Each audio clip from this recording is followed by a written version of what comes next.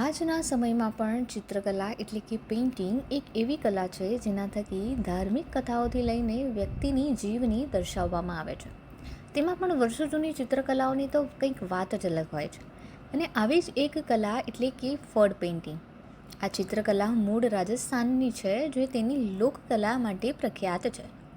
આ એક એવી ચિત્રકલા છે જેમાં તમને ઘણી સુંદર વાર્તાઓ મળશે. આ કલા જેટલી જૂની છે તેટલી જ સુંદર અને અનોખી પણ છે.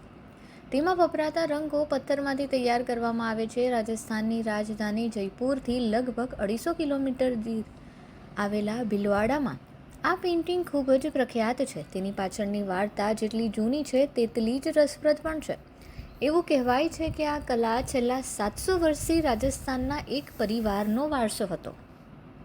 સુરતમાં યોજાયેલા એક એક્ઝિબિશનમાં એક કલાકાર રાજસ્થાનથી મનાવ્યા હતા કે જે લિમ્કા બુક ઓફ વર્લ્ડ રેકોર્ડમાં નામ દર્જ કરાવનાર અભિષેક જોશી છે. તેઓ આજે પણ તેમના આ વારસાને વધારી રહ્યા છે અને તેઓ ફડ પેઇન્ટિંગ માટે વિશ્વભરમાં પ્રખ્યાત છે. नाम अभिषेक जोशी है और मैं राजस्थान से आया हूँ। और जो आर्ट फॉर्म मेरी है उसको फर्ड पेंटिंग बोलते हैं। और इस फर्ड पेंटिंग के लिए मेरा लिम्का बुक और वर्ल्ड रिकॉर्ड बना हुआ। साथ ही मेरे को इंटरनेशनल लेवल पर फर्स्ट प्राइज मिला, क्योंकि कोविड की पेंटिंग मैंने बनाई थी उसके लिए।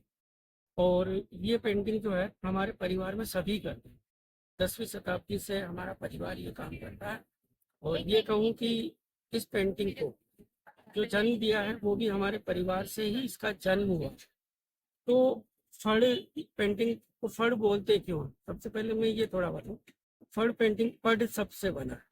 तो राजस्थान में आज भी गांव के अंदर जो कि एक भाषा है, तो पै को जनरली फै का उच्चारण किया जाता है। तो फड़ से पड़ फड़ बना।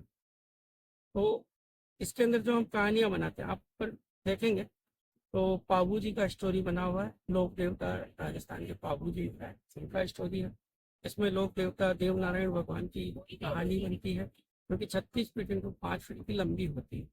तो ये लोक देवताओं की कहानियों पर ये पेंटिंग बनती है, उनकी जीवनियों पर बनती है, इसलिए इसको फड़ कहा जाता है। ફડ એક સ્થાનિક શબ્દ છે જેનો અર્થ થાય છે ઘડી જવું. પરંપરાગત રીતે ફડ પાઠ ચિત્રો સૂર્યાસ્ત પછી ખોલવામાં આવતા હતા અને આખી રાત ગ્રામજનો, પૂજારી, ગાયકો દ્વારા સંભળાવવામાં આવતી સ્થાનિક દેવતાઓની વાર્તાઓ સાંભળતા હતા.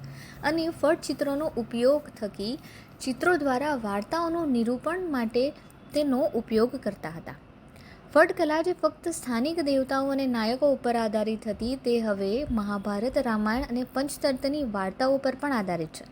આ પરંપરાગત ચિત્રો રબારી જાતિના પૂજારી, ગાયકો, જેમને ભોપા કે ભોપી કહેવામાં આવે છે, તેમના દ્વારા બનાવવામાં આવે છે, જેઓ તેમના સ્થાનિક દેવી દેવતાઓ દેવનારાયણજી એટલે કે ભગવાન વિષ્ણુના અવતાર અને પાબુજી મહારાજ કે જે સ્થાનિક નાયક હતા તેમની વાર્તાઓને રજૂ કરતા હોય છે.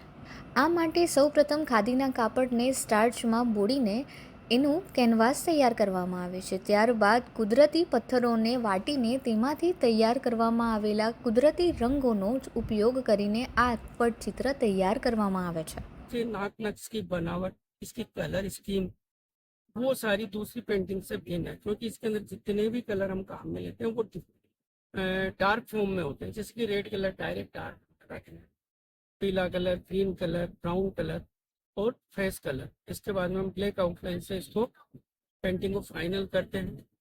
और इसके अंदर जो हम कपड़ा काम में लेते हैं वो खादी का कपड़ा होता है। उसको पहले हम स्टार्च लगा के ढूंढाई करके पहले इसका एक कैनवास बनाते हैं, फिर उस कैनवास पे वो कलर अप्लाई करते हैं। तो वर्तमान समय में हम इसके अंदर थर्ड पेंटिंग के अंदर वो सारे सब्जेक्ट जो कि नए करते हैं, जैसे कि हनुमान चालीसा, दुर्गा सप्तशती, और साथ में कृष्ण भगवान की लीलाएं, राम भगवान की जो जीवनी है वो रामायण पर आधारित पेंटिंग, और उसके अलावा समसामयिक विषय पर भी मैं बहुत सारी पेंटिंग करता हूँ।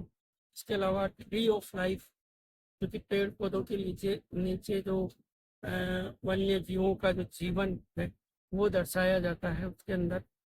और मतलब कोविड पर पेंटिंग बनाई तो कि एक समसामयिक विषय था, उस पर एक फर्ड स्टाइल के अंदर कहानी के रूप में कोविड को दर्शाया गया।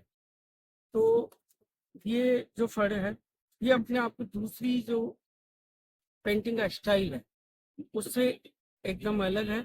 और अगर हम मैं यूं कहूँ कि सारी जो स्टाइल है पेंटिंग की, उसमें अगर हम फड़ रखते हैं तो हमारा जो नज़र है ये हमको आकर्षित करेगी। तो वो फड़ पेंटिंग हमको सबसे पहले आकर्षित करेगी। इसके चटक रंग, इसके नाक नक्श बनाने का तरीका, ये हमें आकर्षित करेगा। तो ये दूसरी पेंटिंग से मैक्सिमम मेरे पास में 2.5 लाख रुपए तक की पेंटिंग है, मिनिमम मेरे पास 600 रुपए की पेंटिंग है।